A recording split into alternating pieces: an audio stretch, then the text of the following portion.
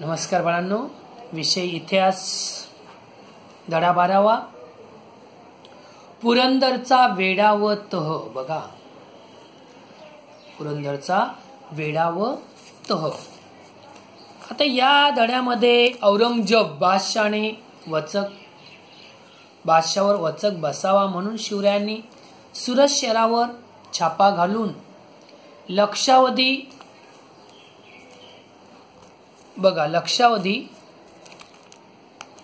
लूट मिळवली आणि त्यामुळे चिडलेला औरंगजेब मराठ्यांचे राज्य नष्ट करण्याचा निश्चय त्याने आपल्या बलाढ्य सेनापती मिर्झा राजे जयसिंग आणि विश्वासू सरदार दिलेर खान यांना बलाढ्य सैनिकासह शिवरायांवर पाठवल्याने स्वराज्यावर हे फार मोठे संकट आले होते. अशा प्रसंगी या विजयानंतर शिवतेवर छापा घातल्यानंतर या विजयानंतर शिवराय स्वस्त मात्र बसलेले, शांत बसलेले नाहीयेत. औरंगजेब बादशाहच्या फौजा महाराष्ट्रात धुमाकूळ घालत होत्या. तेव्हा बादशाहवर जबर वचक बसवण्यासाठी शिवरायांनी सुरत शहरावर छापा घातला. पुढे ते पुणे व कुठे सुरत. या सुरत म्हणजे त्यावेळची मुघली मुलखांसाठी मोठी बाजारपेठ, खूप सदन. शिवरायांनी सुरतेवर छापा घालून लक्षावधी रुपयांची लूट मिळवलेली होती आणि सुरतेच्या लुटीत शिवरायांनी नीती सोडली नाही, नियम सोडलेले नाहीयेत. चर्च अथवा मशिदी यांना हात लावला नाहीये, स्त्रियांना मात्र त्रास दिला नाहीये. सुरतेवरील या आक्रमकामुळे बादशाह भयंकर चिडला. त्याने मराठ्यांचे राज्य नष्ट करण्याचा प्रयत्न केला. मिर्झा राजे जयसिंग या आपल्या बलाढ्य सेनापतीला त्याने शिवरायांवर पाठवलेले आणि त्याच्या सोबतीला दिलेर खान आपला विश्वासू सरदार दिलेला आहे. अलोट खजिना, सैन्य आणि अफाट दारुगोळाही बरोबर दिलेला आहे. जयसिंग आणि दिलेर खान प्रचंड फौजासह दक्षिणेत येऊन आणि दिलेर खान येऊन पोचलेला आहे आणि स्वराज्यावर फार मोठे संकट आले यावेळेस. आणि सुरतेच्या मोहिमेवर शिवराय परतला आणि तोच सन 1664 मध्ये त्यांना कर्नाटकातून एक बातमी ऐकायला आलेली की शहाजीराजे यांचे शिकारीच्या प्रसंगी अपघाती गेलेले आहे आणि शिवराय व जिजाऊ यांच्यावर हा डोंगर मोठा कोसळल्याने मातोश्रीचा गळा पडून शिवरायांनी या दुःखातून त्यांना सावरलेले. अशा प्रसंगी पुरंदर हा शिवरायांचा प्रचंड व बळकट किल्ला होता. हा किल्ला घेतल्याशिवाय शिवरायांचा बिमोड होऊ शकणार नाही हे दिलेर खान जाणून होता, लक्षात घेऊन. त्यामुळे दिलेर खानाने पुरंदरला वेढा दिला. त्याची फौज फार मोठी होती, पण पुरंदरचा किल्लेदार मुरारबाजी मोठा जिद्दी वीर होता. त्याच्या हाताखालचे शिपाई मोठे शूरगडी होते. हे सारे शूर शिपाई घेऊन मुरारबाजी लढाईत उभा राहिला. दिलेर खानाच्या तोफा कडाडू लागलेल्या आहेत. तोफेचा लाल भडक गोळे किल्ल्यावरही कोसळू लागले, पण मुरारबाजी त्याचे मावळे हटले नाही. ते अधिक जोराने झुंज देऊ लागले आणि अशा प्रसंगी तोफांचा वडीमार केला. माचीचा बुरुज ढासळला. मुघल माचीवर घुसले आणि दिलेर खानाने त्याची माची जिंकली. मराठ्यांची वरच्या बाले किल्ल्याचा आश्रय घेतला आणि अशा प्रसंगी लढतच राहिलेला दिलेर खान आपल्या छावणीतून ही लढाई बघत राहिलेला होता.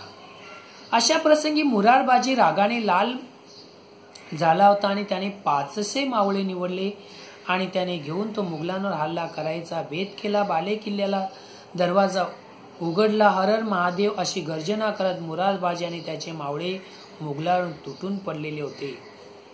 अशा प्रसंगी भयंकर लढाई झाली आणि त्या थोडा वेळ आणि मुघलांचे सैन्य अफाट होते, जास्त होते. शेवटी मुघलांनी माघार घेतली आणि दिलेर खानाच्या छावणीकडे जीव घेऊन पळत सुटले. मुरारबाजी त्याचा पाठलाग सुरू केला आणि मुरारबाजीचे सैन्य दिलेर खानाच्या छावणीत घुसले आणि छावणीत एकच गोंधळ माजलेला होता की धावापळा, आरडाओरडा, किंकाळे यांचा अहंकार उडालेला होता. अशा प्रसंगी दिलेर खान हत्तीवर अंबारीत बसला होता आणि त्याने समोर पाहिले आणि तो त्यास मुरारबाजी दिसलेला आहे आणि दिसल्यानंतर कोणाच्या छातडात, कोणाच्या मस्तकात, तर कोणाच्या कंठात घुसत होत्या. मुरारबाजी कोणालाही आटोपत नव्हता. त्याचे धैर्य शौर्य बघून दिलेर खान थक्क झाला.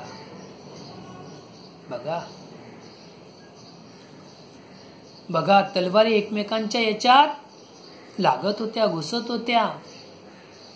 तुम्हाला सांगितलं मी कुठे कुठे आता त्या पद्धतीने कोणाच्या मस्तकात, कोणाच्या छातडीत वगैरे. तर अशा पद्धतीने दिलेर खानाला बघून मुरारबाजी चौताळला, रागवलेला होता. कापा तोडा मुर्दे पाडा असे ओरडून तो शत्रूवर धावला आणि धावल्यानंतर त्याची समशेर जोराने फिरू लागल्यानंतर जो आड येईल तो ठार झाला. या एकट्या वीराला मुघलांनी चोहोकडून चारही बाजूने घेरलेले आहे. इतक्यात दिलेर खान अंबारीतून ओरडला, थांबा. आणि मुघल थांबलेले आहेत, क्षणभर मागे सरले म्हणजे सरकलेले आहेत. खान मुरारबाजीला म्हणाला, मुरारबाजी तुझ्यासारखा समशेर बहादूर मी आज या जगात पाहिलेला नाहीये. तू आमच्या बाजूला एक कौल घे, तुला आम्ही सरदारकी देऊ, बक्षीस देऊ. असं रागाने त्याचे डोळे. आणि मग मुरारबाजी दिलेर खानाचे शब्द ऐकून रागाने त्याचे डोळे लाल झाले. तो चौताळला, रागवलेला आहे. अरे आम्ही शिवाजी महाराजांची माणसे, तुझा कौल घेतो कोण? आम्हाला काय कमी नाही. तुझ्या बादशाची जागिरी हवी कुणाला? मुरारबाजीने खानाच्या दिशेने झेप घेतली आणि तो तुफान कत्तल करत सुटला. आणि दिलेर खानाने अंबारीतून बाण सोडला. तो बाण थेट मुरारबाजीच्या कंठात शिरला. तो जमिनीवर कोसळला, जमिनीवर पडलेला. आणि मावळ्याने त्याचा देह उचलला, देह शरीर. आणि बाले किल्ला गाठलेला आहे बाळांनो. आणि किल्लेदार पडला म्हणून त्यांना खूप दुःख झाले, वाईट वाटले सैनिकांना. पण एक मुरारबाजी पडला तरी काय झाले? आम्ही तसे शूर आहो, हिम्मत धरून लढलो असे म्हणून न डगमगता पुन्हा निकराने लढू लागलो. ही बातमी शिवरायांना कळल्यावर ते फार वाईट वाटले, त्यांना दुःख झाले. त्यांनी विचार केला आणि विचार केल्यावर एक एक किल्ला वर्षभर लढवला, पण विनाकारण माणसे मरतील शिवरायांना ते मात्र नको होते. आणि अशा पद्धतीने पुरंदरचा तह करणार काय? शक्ती चालेना, युक्ती उपयोगी पडेना. तेव्हा काही काळ माघार घेण्याचे योग्य होते. म्हणून मुघलांनी तह करायचे असे शिवरायांनी ठरवले निश्चय. आणि शिवराय स्वतः जयसिंगाकडे गेले. त्यांनी त्याच्याशी मुत्सद्देगिरीचे बोलणे केले, काही महत्वाचे बोलणे केले. ते म्हणाले, मिर्झा राजे आपण राजपूत आहात, आमचे दुःख आपण जाणता. बादशाच्या स्वाऱ्यांनी महाराष्ट्र उद्ध्वस्त झालाय, लोकांचे हाल होत आहेत, लोक सुखी व्हावे म्हणून आम्ही स्वराज्याचे काम हाती घेतले. आपण हे काम हाती घ्या. मी आणि माझे मावळे आपल्या पाठीशी उभे आहेत. जयसिंग मोठा धूर्त होता, हुशार होता. त्याने शिवरायांना तह करण्यास सांगितले. त्यांनी तह केला आणि या तहात शिवरायाने 23 किल्ले व त्या खालचा मुलूक 4 लक्ष मुलूक देण्याचे त्यांना तह केले. तह करणे मान्य करणे. आणि कबूल केले. हा तह 1665 साली झाला आणि पुरंदरचा तह झाला. याच वेळी शिवरायांनी आग्र्यास जाऊन बादशाची भेट घ्यावी असे जयसिंगाने सुचवले. त्यांना सुरक्षेची हमी दिली. आणि हमी दिल्यावर जयसिंगाच्या सूचनेवर विचार केला आणि बादशाह कपटी आहे, स्वतःच्या भावाशी सुद्धा त्याने दगलबाजी केलेली आहे हे शिवराय ओळखून होता.